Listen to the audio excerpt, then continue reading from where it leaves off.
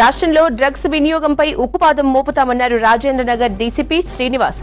హైదర్ షా కోర్టులో రైడ్ చేసి 5గురిని అరెస్ట్ చేశామన్నారు. డ్రగ్స్ గ్యాంగ్ కి ప్రధాన సూత్రధారైన ఏబుక సుజీ పరారీలో ఉన్నారని చెప్పారు.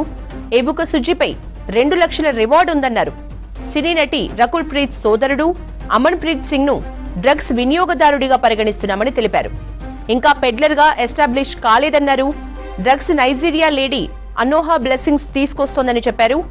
స్పాట్ లోనే అదుపులోకి తీసుకున్న 5గురికి డ్రగ్స్ టెస్ట్ చేస్తే పాజిటివ్ గా వచ్చిందన్నారు పోలీసులు. రైడ్ లో మొత్తము 5 మెంబర్స్ ని అరెస్ట్ చేయడం జరిగింది. దీంట్లో 2 నైజీరియా వాళ్ళు, తర్వాత 3 మన దగ్గర వాళ్ళు. ఈ 5గురిని అరెస్ట్ చేసిన తర్వాత వాళ్ళ దగ్గర 199 గ్రామ్స్ కొకైన్, తర్వాత ఆ నైజీరియా వాళ్ళ పాస్పోర్ట్స్, 2 2 వీలర్స్, 10 సెల్ ఫోన్స్ కూడా సీజ్ చేయడం జరిగింది.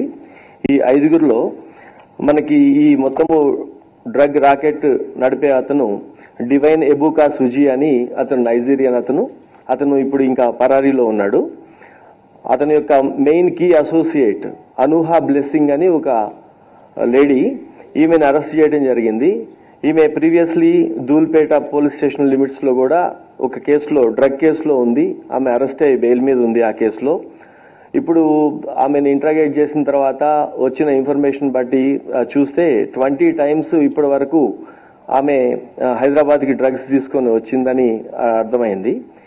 ఈమె నైజీరియా అయితే ఆమె పాస్పోర్ట్ని ఇంకొక ఐడెంటిటీ క్రియేట్ చేసుకొని ఆఫ్రికా కంట్రీ సంబంధించిన వేరే గ్యునీ కంట్రీది ఇంకొక పాస్పోర్ట్ క్యారీ చేసింది.